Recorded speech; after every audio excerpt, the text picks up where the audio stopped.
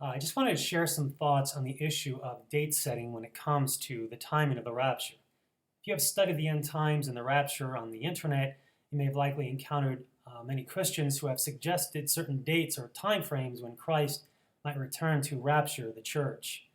Often this results in such Christians getting called names such as date setters or false prophets. Many believers will often insist that no one can know the day or hour, and they conclude that it is somehow rebellious to try and figure out when the rapture is going to occur. I attempted to show in a prior teaching that the Bible never actually states we can't know the day or hour. I don't want to repeat everything I said in that video, but I want to emphasize the fact in regard to Matthew 24, verse 36, that Christ spoke in the present tense and simply declared that no one knows the day or hour. That doesn't necessarily imply Christians won't be able to know the day in the future. Christ could simply have been drawing attention to the fact that the date of the rapture was a mystery and unknown back then, but that perhaps it might become known in the future. Remember that the Bible indicates that knowledge will be increased around the time of the end. This would seem to indicate that while certain things may have been a mystery in the time of Christ, such as the timing of the rapture, those things may not necessarily be a mystery as we get closer to the end, where God may reveal more knowledge to his people. Having said that, I want to address this common belief many Christians have in regard to date setting, where they make it out to be some kind of sin or something that is in clear violation of the Bible. Again, the fact is the Bible never actually condemns date setting, and it actually seems to encourage believers to watch in order that they might know something about the timing of Christ's return. I find it helps to look at date setting like any of the other sciences one might give themselves to studying. Part of the scientific method is developing a theory based on limited data and then seeking to test the theory through making predictions and implementing tests and then recording observations to determine whether the theory is strengthened or weakened or proven or falsified. And obviously, assuming the tests and observations are accurate, if the theory does not pass the tests, it suggests that the theory is somewhat flawed, and thus the theory should be discarded or it should be adjusted accordingly. So it is with trying to figure out the date of the rapture. There's nothing wrong with asserting a theory about when the rapture might occur based on our limited data and understanding of what God has revealed in the Bible.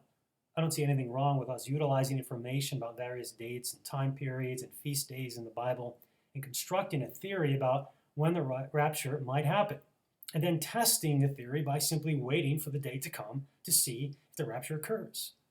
Obviously, if the rapture doesn't occur, the theory was flawed and it must be adjusted accordingly.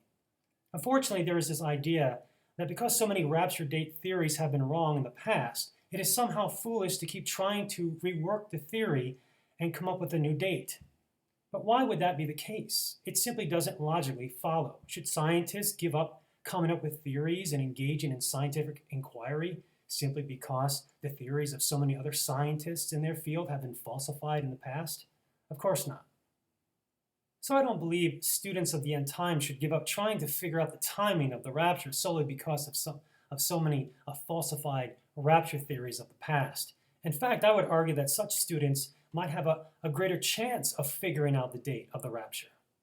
Imagine there is an incredibly valuable treasure buried on some huge island. And assume over the past 2,000 years, hundreds of people have tried to locate this treasure, but without any success. Now, does that mean that you won't be able to locate the treasure? Not at all, especially if you happen to have access to any of the notes these people have left behind detailing all the places they searched in trying to find the treasure. You could obviously learn from their mistakes, use that information to help narrow your search, which in turn might increase your chances of finding the treasure. So it is that a student who's trying to find the treasure of the date of the rapture, so to speak, a student can often have access to a lot of the notes of past date setters, which detail the kind of information that led them to come up with their flawed dates. The student can then potentially use that information to sharpen their understanding of the end times and hopefully narrow their search and possibly increase the likelihood of discovering the precious treasure of the actual date or season in which Christ will return. Now, some might argue that false predictions about the rapture may lead believers to lose faith in God, but I have yet to hear of any cases of a professing believer who walked away from Christianity solely because the rapture didn't happen on a certain day that they thought it would happen. As a personal example, when I was a baby Christian over 20 years ago, I strongly believed the world would come to an end one year. And when it didn't happen, I just went on with my life. I was disappointed, but I didn't lose faith in God. The reason is because the true saving faith that I have originated with and is sustained by God and is not going to be destroyed as a result of me believing in some faulty prediction that some Bible teacher makes about when the end would come.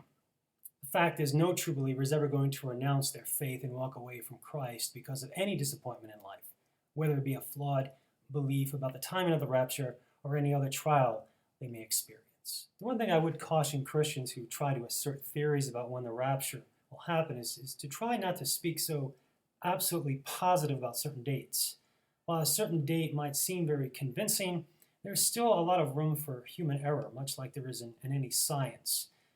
And I would encourage you to build your case largely on biblical data and principles, and then present it as a theory and let others judge for themselves as to how much confidence they should place in it. In addition, those of you who seem to want to mock date setters after nothing happens, please realize it takes little to no courage and very little wit, creativity, or intelligence to engage in such mockery. What you're doing is similar to someone laughing and making fun of a construction worker who slips and falls on the job. Please remember that date setters who, despite their errors, are often doing something that is constructive. They not only manifest a degree of courage, but they can tend to contribute valuable information to the noble study of the end times and can tend to stir up believers to prayer and Bible study, along with encouraging them to focus on Christ himself and other eternal realities.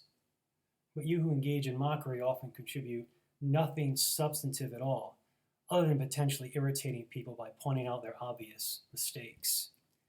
Lastly, and on a more positive note, in light of Hebrews 10:25, I encourage all of you to not neglect thinking of the great gathering of the saints that will one day occur, but to keep it at the forefront of your minds and encourage one another with this reality, and all the more as you see the day drawing near.